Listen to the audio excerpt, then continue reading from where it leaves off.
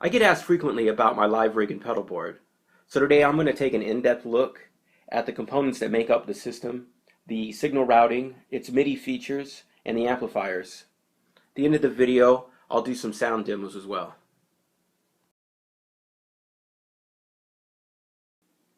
I A/B between two amplifiers. The first is a Vox Night Train. This is a 2-channel amp, and it mostly stays on the clean channel with a lot of the sounds coming from the pedal board. There's also a distortion channel on here that I use occasionally. My main distorted amp is a Fender 5150. This has 2 channels of distortion and also a clean channel that I use sometimes. Each amplifier runs into its own Mesa Boogie 212 cab. At smaller shows where stage space is limited, I have the option of running both heads into a single cabinet divided between each speaker. The pedal board's more like 2 pedal boards, one for each amp, with some pedals coming before the A/B split, which can be used in front of either amp.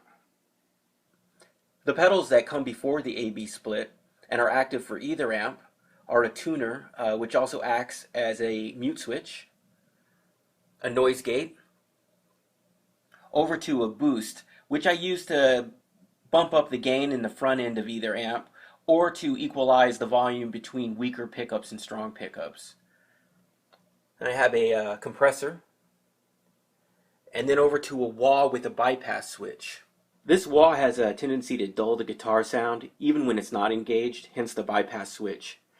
But also with the bypass switch I'm able to set a fixed position on the wah and then just hit a button in order to bring that in and out without rocking the wah to turn it on, which I find pretty beneficial in a few songs. From there we go into the A/B splitter box, which is mounted underneath the pedal board and is MIDI controllable. Going from the A side of the splitter, I run into the Mobius pedal, which is a modulation pedal that does choruses, flangers, tremolos, phasers. Normally, though, I would run into an overdrive or a distortion pedal before a modulation pedal, but the Mobius has an interesting feature that allows you to place pedals before or after the Mobius and make that choice on a patch-by-patch basis. From there, I run into a Gristle King, which I use as a very low-gain distortion and boost, just to add a slight amount of grit into my very clean Vox Night Train. From there we go into a BB Plus. The left side is a very mid-range, medium style distortion, kind of like overdriving an AC30. The right side is more grittier but low gain, so it gets more of a crunchy sound. From there I run into this overdrive pedal, which I've configured to complement the BB Plus and also stack with the BB Plus and the distorted channel of the Vox Night Train. It just gives me a bit more edge, more aggressive tone. From the overdrive pedal, we head into the front end of the Vox Night Train. The Vox Night Train has an effects loop, so the signal runs back to the board into the Strymon Timeline delay, and then into the BigSky reverb, and back into the Vox Night Train. The B side of the splitter runs into this boost pedal, which then runs directly into the 5150. The effects loop of the 5150 returns to the pedal board once again into this booster. I use this boost to bring up the volume of the 5150, particularly the clean channel, which is, when configured, is a lot quieter than the distortion channels. So on those rare occasions when I do use that clean channel, I hit this booster to bring it up to a normal volume. From there we run into this delay pedal, which has a tap tempo and also has an external switch that allows me to choose a pre-configured preset. From there we go into this reverb / tremolo pedal, and it has an external tap tempo. From there we go back into the effects loop of the 5150. So that was the audio signal of the rig. There's also an important MIDI component to the entire system. This MIDI foot controller can simultaneously send 4 patch change commands on 4 different channels, and also send 8 continuous controller commands, but all of those commands have to go to a single channel. The MIDI devices are the Mobius pedal, the Timeline pedal, BigSky pedal, the 5150 head, and underneath the pedal board are several other devices. Flipping the pedal board over, there are 3 additional MIDI devices. MIDI Solutions Event Processor, which I'll get into more detail next. An AB switch box by Sound Sculpture. And buried back in here is a foot switch simulator, also by Sound Sculpture. This takes MIDI commands and turns them into momentary or latched switch functions. I use that to do channel switching on the Vox Night Train. The MIDI Solutions Event Processor that I just showed you underneath the board is really the brains behind all of the MIDI operations in the system. It's a programmable MIDI filter that can take any type of MIDI command, turn it into any other type of MIDI command, or a sequence of MIDI commands. It sits between the foot controller and every other device in the system. One of the most important things that the event processor does for me is it takes a single MIDI patch change command and simultaneously manages 3 other devices related to amp AB switching and the channel switching on each amp. Here's a quick demo of that. Right now the Vox Night Train is the active amp and it's on the red channel. Now the 5150 is the active amp and it's on the blue channel. The 5150 is on the red channel. Now the Vox Night Train is the active amp and it's on the green channel. You might have noticed when I was switching some patches, both amps simultaneously switch their channels.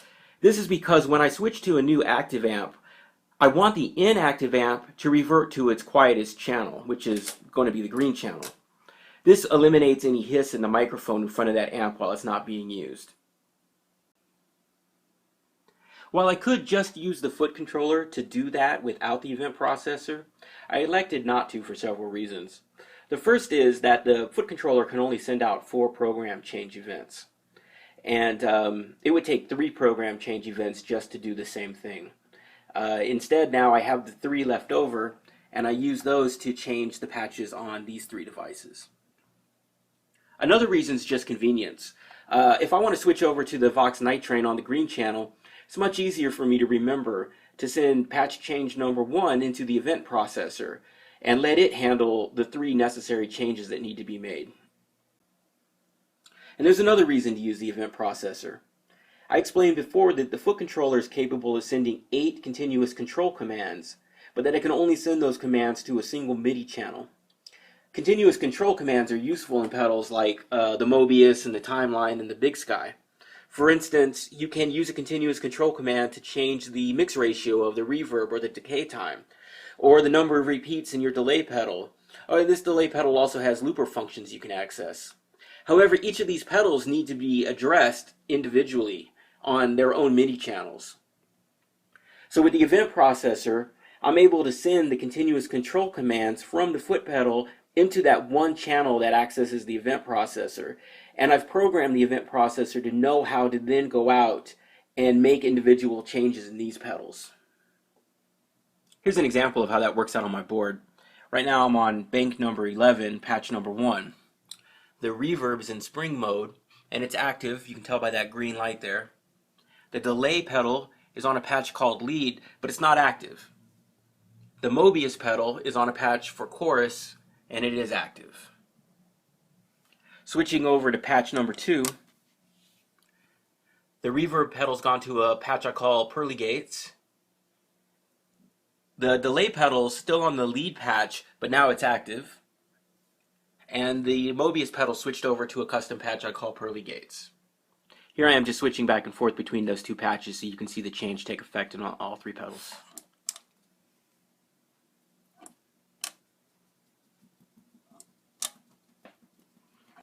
Here's another example. I'm on bank number 13, patch number 4.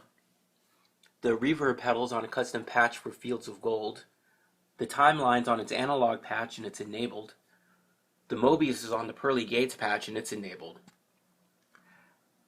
Toggling patch number 4 actually enables and disables the Timeline and the Mobius. That allows me to program a single patch in the foot controller to get two different sounds and save space in the foot controller, so I don't have to take up another patch just for that sound. So you can see there with the combination of the foot controller, the event processor, the AB switching of the amps, the channel switching in the amp heads, and the patch changes in these effect boxes, you get the performance benefit of a multi-effects processor, but with the flexibility to change out any of the component parts of the system.